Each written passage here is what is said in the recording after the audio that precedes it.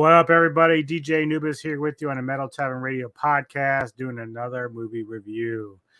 If I have just a caveat, my allergies are really acting up, so I apologize for the sniffling and stuff, but sound congested a little bit. Allergies have been killing me lately, so I don't know what the fuck's going on there. But anywho, the movie The Witch, Subversion Part 1, I'm doing a review. I'm also going to do a mini review of part 2, not a full-blown one. I'm going to give reasons why, but for part 1, I'm definitely going to go through it a little bit with you all. I know that Fat Samurai guy, Eric, Asian movie enthusiast, I think both of those guys have done reviews for this film.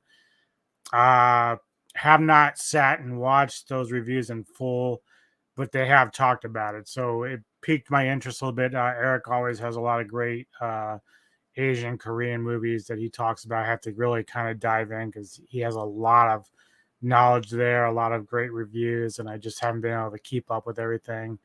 Trying to catch up with what he's been doing there. But I had asked Samurai the other day through private message about this film as well as the sequel, because both have showed up on Shudder. He recommended the first one for sure. He didn't see the second one yet, but I think he ordered the DVDs or something. So I don't know if he's watched the second one yet or not. But anywho, The Witch Subversion Part 1, directed by Park Hoon Jung. Cast is Kim Da-mi, Min So-jo, Choi Woo-sik, who also was in Parasite and Train to Busan, if you've seen those films. Kim Da-mi plays Koo Ja-yoon, our main character. Min So-jo plays Dr. Baek. And Cho Woo-sik portrays one of the American witches. And then we have another character who I'll talk a little bit about, Jung De-yoon, who plays the female American witch. So the plot is a high school student with amnesia tries to uncover what has happened to her, all leading her into a deeper troubles, ultimately revealing a darkness she could not have imagined. Initially going into this film, I wasn't expecting much because I think when Samurai did his review, he was doing both Witch and the second one. I forget who he was talking to, maybe Rick Meyer or somebody, I can't remember, or maybe Frank, I'm not sure. But there wasn't like a lot of like great things about the sequel, because I think they were kind of addressing the sequel that had come out, or a trailer or something. So I didn't go in with a lot of expectations with this. However, as I'll explain the story here a little bit more.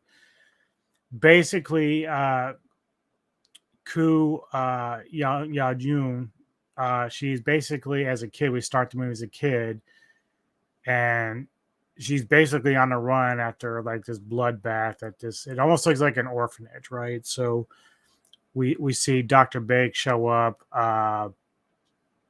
She has some goons there, and it's just like a bunch of beds, and it clearly looks like some sort of orphanage or whatever, and they've killed a lot of these kids and whatnot, and we don't really know why at this point. We just see the aftermath, basically. Skip ahead 10 years later, because somehow Koo was able to get away from them and avoid them being picked up.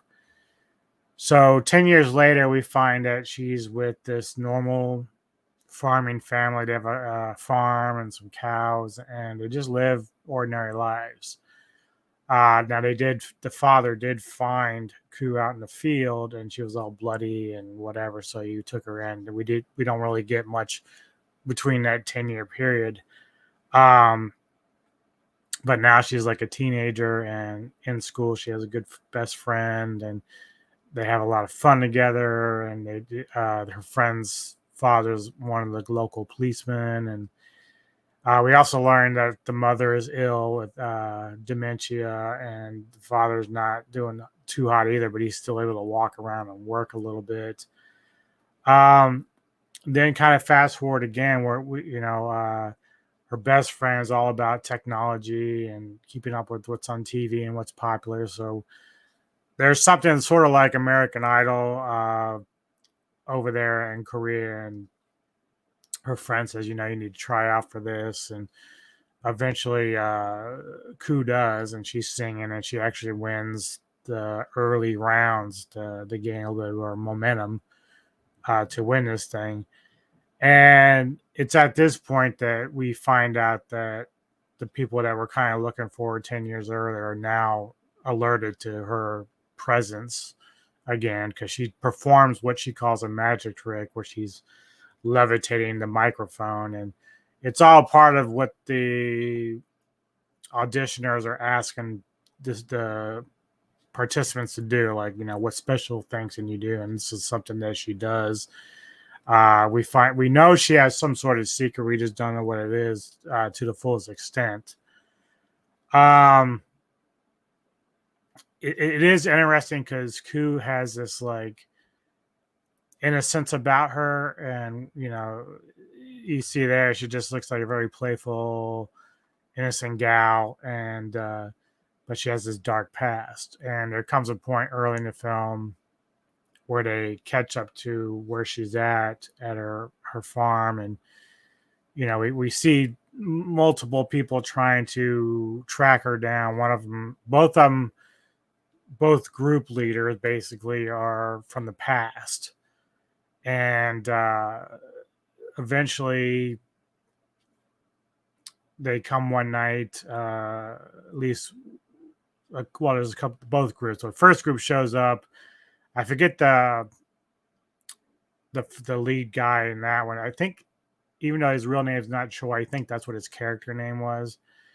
And he's working for Dr. Bake. And then we have this other subset group of superpowered individuals, sort of like Ku is.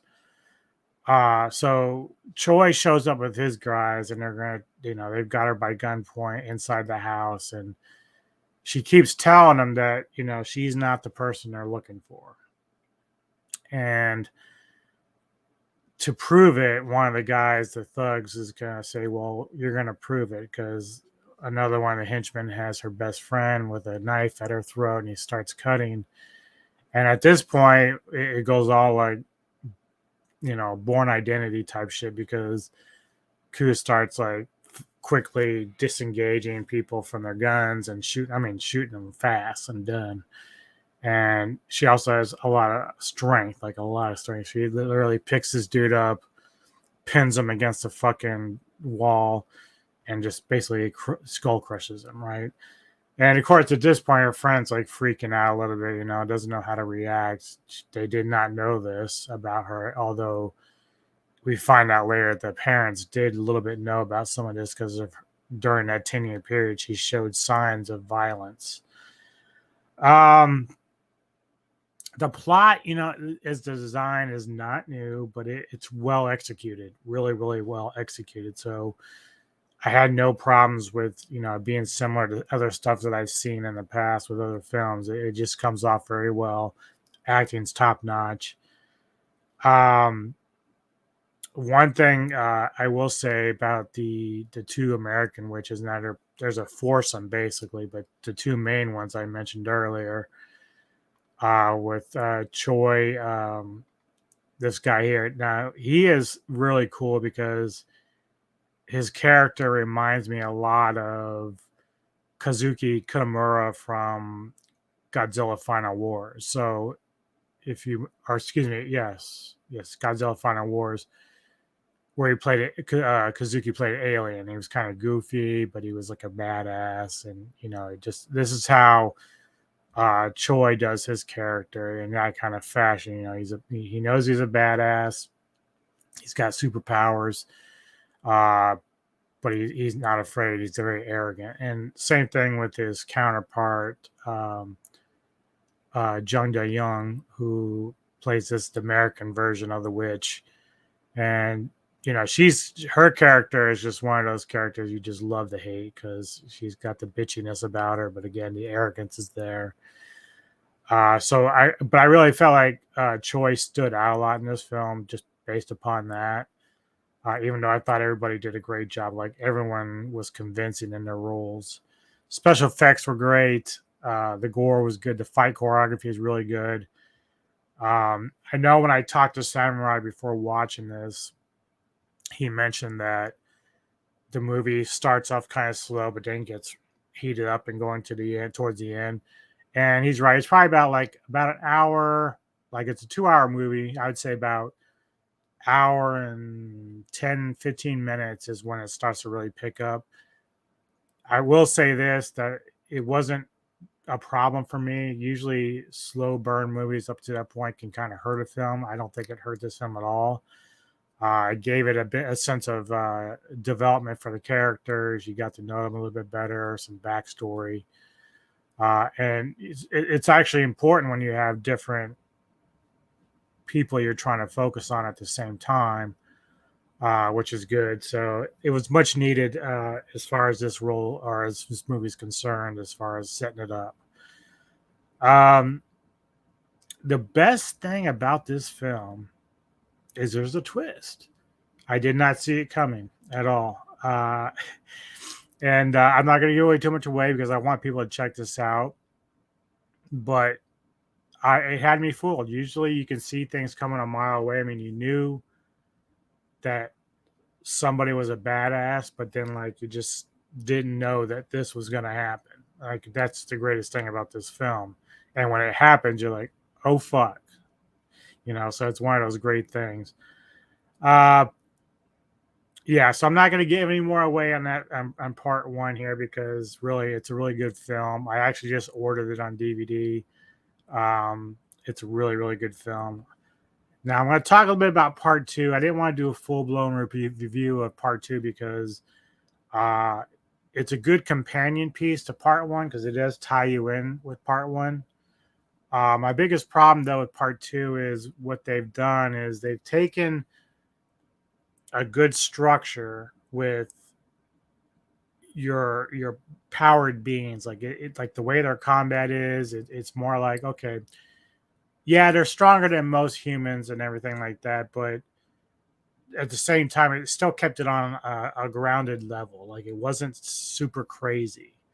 Whereas part two, everyone who has superpowers now is basically like Thor, and they're flying and doing all this, and even though part one they had some powers that mimic some of that, just not on a huge level. Like it was just it was still contained to a point of, I hate saying realism, but in the sense of once you're watching, because of the film, the way it's directed and everything, it worked. In the second film, it just seems like it just got carried away. Like it just said, okay, we said, fuck it.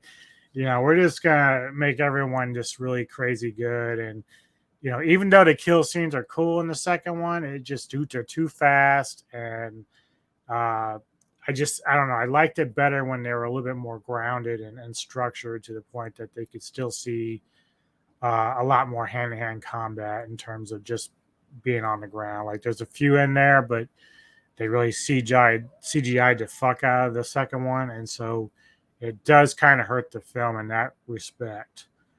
But like I said, if it is a good companion piece to the first one. It sets you up for a third film.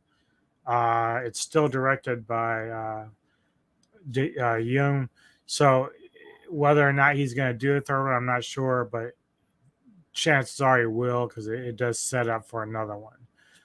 If that happens, I may end up getting, and if the third one's good, I may end up getting the other two on DVD or Blu-ray by the time that happens. But I would say the first film with The Witch is definitely a 10 out of 10 for me. It caught me off guard. I was really impressed with it. Great storyline, great acting. Part two, give it about a 7 out of 10. I really, really got turned off by the overabundance of powers, and just it's like night and day a little bit with that. So it got hurt a little bit with that extra juice. Cool thing about this though, both films, is that your lead characters, and this is, I kind of like these kind of films for, if you remember going back and watching like Steven Seagal films, like just hardly anybody could beat that dude, right? Or Bruce Lee. Like you have guys who can fight really well, and like they kind of toy with the people who are so arrogant.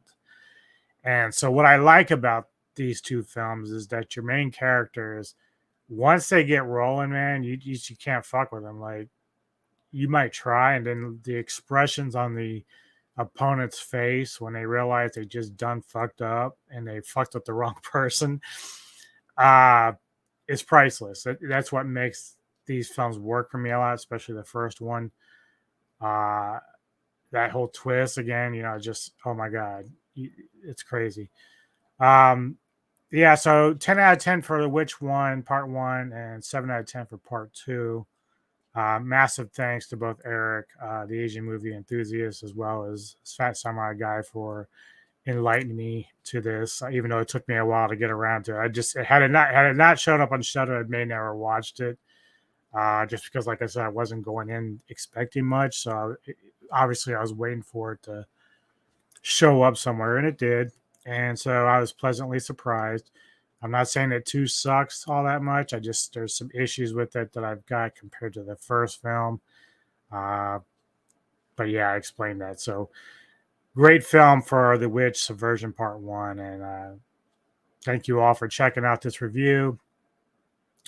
Hope you all have a great rest of your weekend, and stay tuned. I got more shit coming up for you all. Try to get some more movies in, and then yeah, more music as well. So keep it metal. Take care of yourselves. Adios, amigos.